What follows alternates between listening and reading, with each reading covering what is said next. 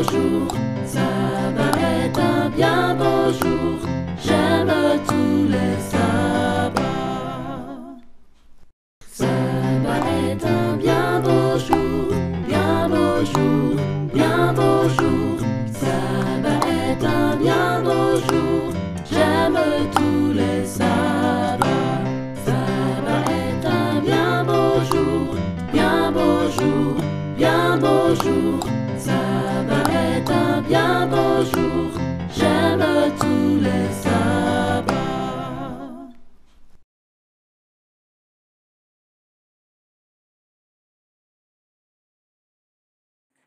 Bonjour, bonjour, comment vas-tu? Bonjour, bonjour, comment vas-tu? Nous te saluons, toi que nous aimons. Bonjour, bonjour, comment vas-tu? Bonjour à toi et bienvenue dans cette nouvelle vidéo que nous allons faire exprès pour toi. J'espère que tu as passé une bonne semaine et que tu es bien installé. Mais tout d'abord, je vais te proposer de faire un tout petit exercice avec moi. Mets-toi debout, je t'invite à te lever. Voilà, très bien. Une fois que tu es debout, je t'invite à lever les mains très très haut, comme si tu t'étirais de toute ta hauteur, comme ça, très très très haut. Puis tu relâches le tout. Tu souffles un bon coup. Tu peux te rasseoir confortablement et nous allons commencer notre petit programme.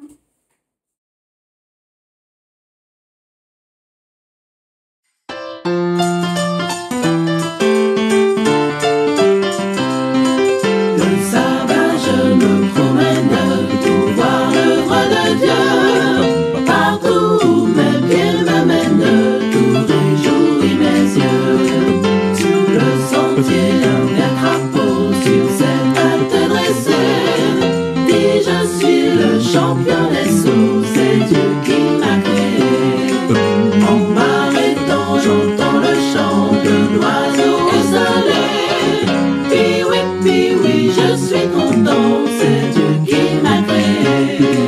C'est Dieu qui m'a créé. C'est Dieu qui m'a créé.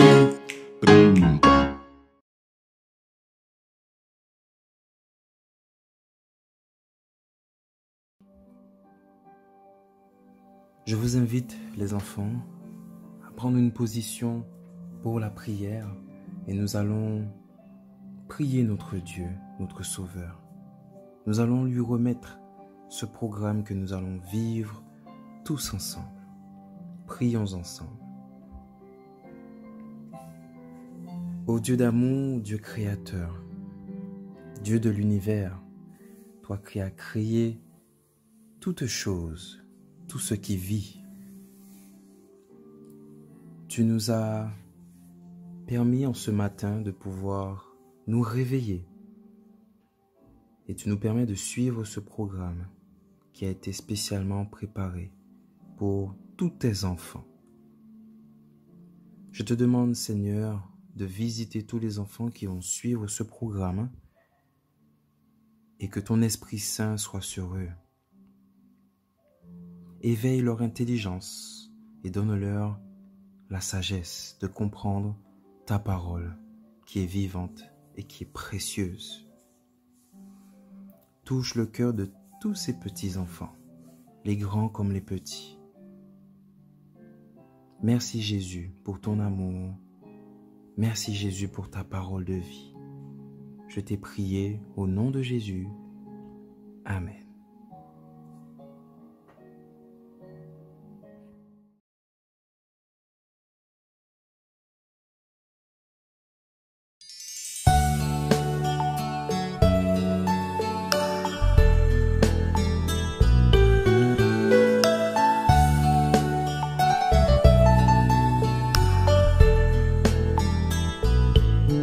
Le Seigneur m'aime, bonheur suprême. Le Seigneur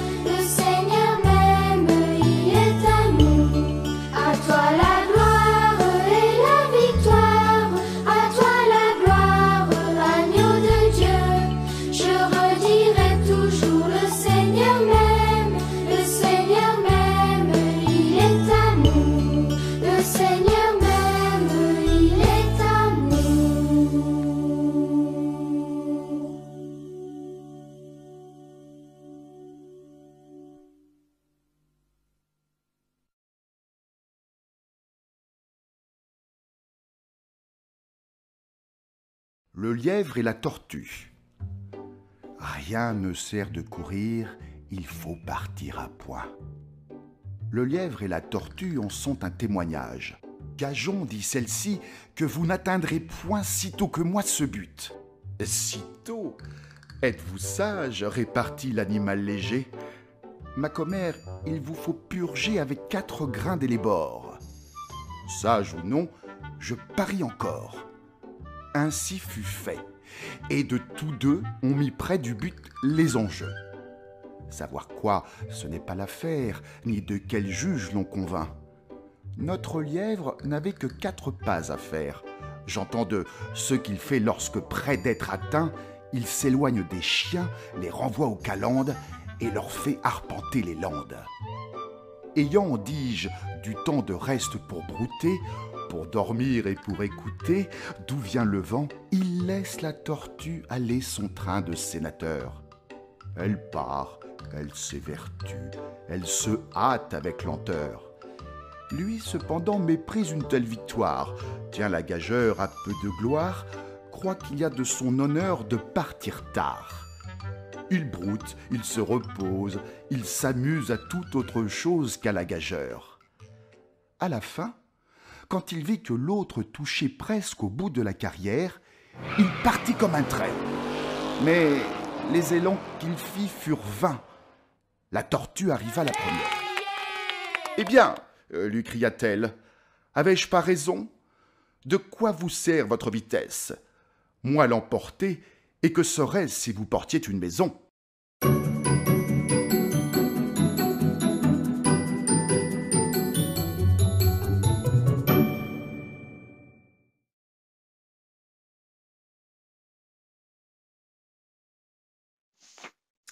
Bonjour à toi et bienvenue dans cette nouvelle vidéo et ce petit instant de méditation que nous allons passer ensemble. Pour commencer, je vais t'inviter à prendre ta Bible. Prends ta Bible et on va lire ensemble une histoire qui se situe dans le livre de Marc, chapitre 10, versets 35 à 45. Marc, chapitre 10, versets 35 à 45.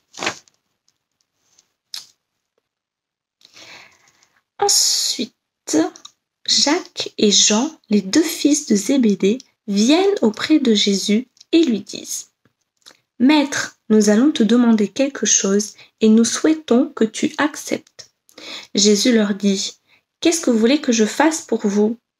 Ils lui répondent « Quand tu seras dans ta gloire, permets-nous de nous asseoir à côté de toi, l'un à ta droite et l'autre à ta gauche. » Jésus leur dit « Vous ne savez pas ce que vous demandez. Est-ce que vous pouvez boire la coupe de souffrance que je vais boire? Est-ce que vous pouvez être plongé dans la souffrance comme je vais l'être? » Ils lui répondent « Nous le pouvons. » Jésus leur dit « Oui, vous boirez la coupe que je vais boire et vous serez plongés dans la souffrance comme moi. Mais je ne peux pas décider qui sera à ma droite ou à ma gauche, car c'est Dieu qui a préparé ces places pour certains, c'est à eux qu'il les donnera. » Les 10 autres disciples entendent cela et se mettent en colère contre Jacques et Jean. Alors Jésus les appelle auprès de lui et il leur dit « Vous le savez, ceux qu'on regarde comme les chefs des peuples, les commandants, comme les maîtres, les commandent comme des maîtres, et les gens importants font peser leur pouvoir sur les autres. Mais entre vous, cela ne se passe pas ainsi. Au contraire, si l'un de vous veut être important, il doit être votre serviteur. Et si l'un de vous veut être le premier, il doit être l'esclave de tous. En effet, le Fils de l'homme n'est pas venu pour être servi, il est venu pour servir et donner sa vie pour libérer un grand nombre de gens. » Voilà la fin de notre lecture. Nous allons passer au moment de méditation. Nous allons nous intéresser à un verset en particulier. C'est le verset qui dit « Si l'un de vous veut être important, il doit être votre serviteur. » L'histoire de Jacques et de Jean les 2 disciples de Jésus, me rappelle énormément la fable de La Fontaine. Tu la connais peut-être? C'est le lièvre et la tortue.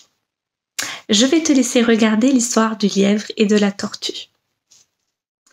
J'espère que cette histoire t'a plu.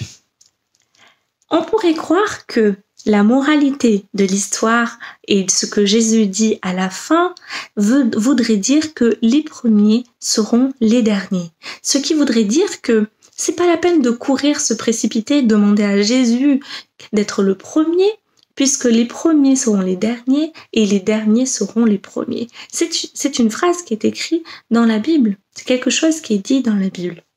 Rien ne sert de courir, en gros, il vaut mieux partir à temps, comme le lièvre est parti très rapidement, tandis que la tortue, elle, a pris son temps et finalement, elle est partie en dernier, mais elle est arrivée la première.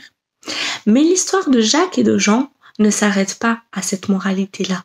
Au contraire, il y a 2 grandes leçons à tirer de cette histoire. La première grande leçon est l'humilité. Aujourd'hui, tu vas à l'école, certainement. Et il y a peut-être des personnes, des camarades de classe, qui sont plus forts que toi. Par exemple, en mathématiques, ils répondent toujours les premiers, les plus vite. Ou un autre qui écrit peut-être mieux que toi. Son cahier est toujours très propre. Ou encore un autre qui court plus vite que toi quand tu fais du sport, quand vous faites du sport ensemble à l'école.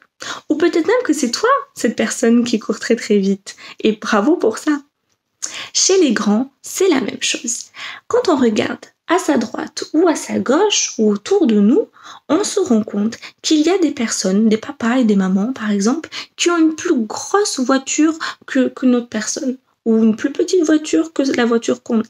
Ou encore, ils ont une plus grande maison ou une plus petite maison. En fait, on est tout le temps amené à nous comparer aux autres. On regarde, celui-ci fait ceci, celui-ci fait cela, moi je suis peut-être mieux que lui, ou je suis peut-être moins bien que celui-là. C'est le monde dans lequel on vit qui veut comme ça. Le monde dans lequel on vit aime compter, mesurer et classer les choses. C'est comme ça. Mais Dieu, lui, nous invite à arrêter ça. Il nous dit « stop ». Il veut nous expliquer que lui ne réfléchit pas comme ça. S'il réfléchissait comme cela voudrait dire que la personne la plus importante sur Terre, qui a la plus grande maison, ou qui a la plus grosse voiture, ou qui a le statut de chef des autres, serait le premier dans le ciel? Non, c'est pas comme ça que Dieu réfléchit. Alors revenons à notre histoire et remettons-la dans le contexte. Jésus a voyagé pendant pratiquement 3 ans avec ses disciples. Là, il se dirige vers Jérusalem. Les disciples savent au fond d'eux-mêmes que Jésus est roi. Mais ils pensent que Jésus va établir son royaume, c'est-à-dire le pays où il va régner, diriger, sur la terre. Alors, comme le président, que tu connais peut-être, le président de la France aujourd'hui, ils se disent que Jésus va avoir besoin de ministres, de personnes avec lui pour l'aider à diriger. Et comme aujourd'hui le président a des ministres, il a une personne aussi à ses côtés qui s'appelle le Premier ministre, celui qui dirige les autres. Et Jacques et Jean voudraient être le premier ministre. Donc, ils se sont décidés à aller demander cette place-là auprès de Jésus. Mais que va-t-il se passer? Jésus aurait pu se fâcher en disant « Mais pourquoi vous me demandez ça ?» Mais au contraire, il ne leur reproche pas ça. Il ne leur dit pas qu'il faut avoir envie d'être meilleur. Par contre, il nous dit qu'il nous demande de vouloir être le meilleur pour lui ressembler. Et comment était Jésus? Jésus était rempli d'amour pour les autres personnes autour de lui. Et il le dit, il me semble, dans l'histoire. Il le dit. En effet, le Fils de l'homme, c'est-à-dire Jésus, n'est pas venu pour être servi. Il n'est pas venu pour être le grand roi. Il est venu pour servir et donner sa vie pour libérer un grand nombre de gens. C'est-à-dire qu'il est venu pour aider les autres personnes. Il se souciait de tout le monde. Alors oui, Dieu veut qu'on soit les meilleurs, mais pour faire le bien comme lui tout autour de nous. Et si on est plus fort dans un domaine, par exemple, si tu es plus fort dans la lecture, eh bien, justement, utilise cette force, ce don que tu as, pour aider les personnes qui sont dans le besoin. Si on revient à l'histoire du lièvre et de la tortue, le lapin, au lieu d'être tellement fier d'être l'animal le plus rapide de la forêt, aurait pu plutôt utiliser sa vitesse pour aller aider les autres animaux qui sont plus lents, comme la tortue par exemple. C'est ce que l'on appelle aussi l'humilité. On ne se prend pas pour quelqu'un de supérieur aux autres. Moi, je suis meilleur que toi. Non, on apprend à prendre le meilleur de nous pour pouvoir aider les autres personnes qui sont autour de nous. C'est ce que Jésus demande quand il dit « Si l'un de vous veut être le premier, il doit être l'esclave de tous. » C'est-à-dire que il doit aider les autres personnes. Au lieu de se sentir juste plus fort que tout le monde, il doit pouvoir utiliser cette force qu'il a pour pouvoir aider les autres personnes autour de lui. Ça, c'est la première leçon. La deuxième leçon, c'est que seul Dieu peut nous sauver. Jésus, si tu regardes bien, il n'a pas répondu oui à Jacques et Jean, mais il n'a pas dit non plus non. Il a dit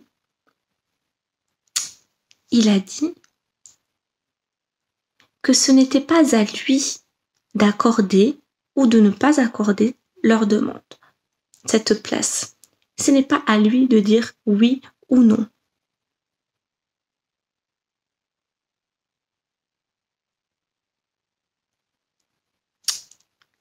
Qu'est-ce que Jésus voulait dire par là?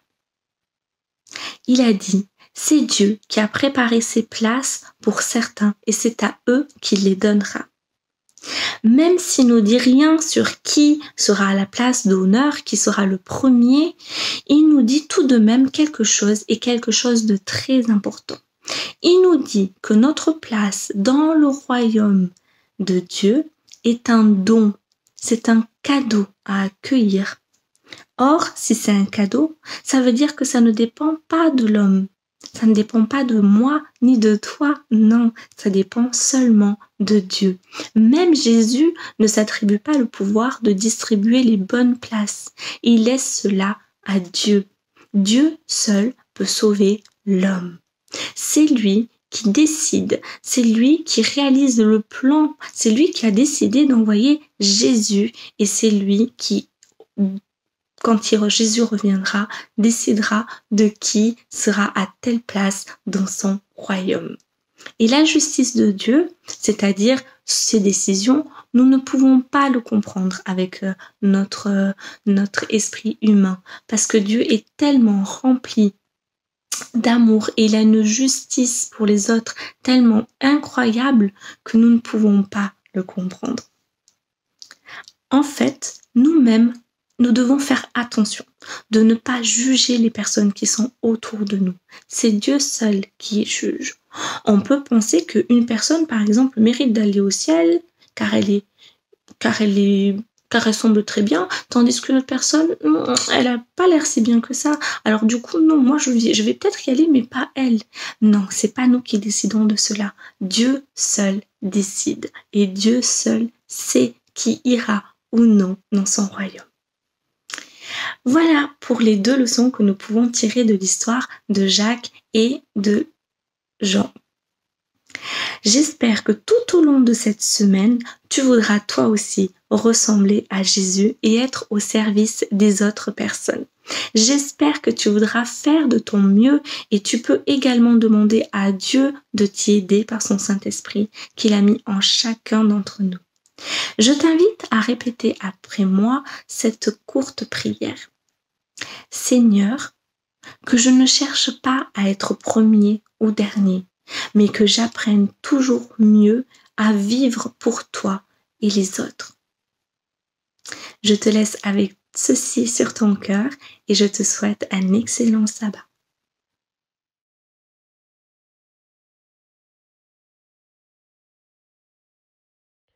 Déchiffre ce message pour trouver ce que la Bible dit. Un homme embauche plusieurs hommes. Quel travail leur propose-t-il? Retrouve le mot caché qui se trouve dans le mot mêlé. Il y a une phrase cachée dans cette grille, à toi de la retrouver. Un coloriage et un dernier mot mêlé.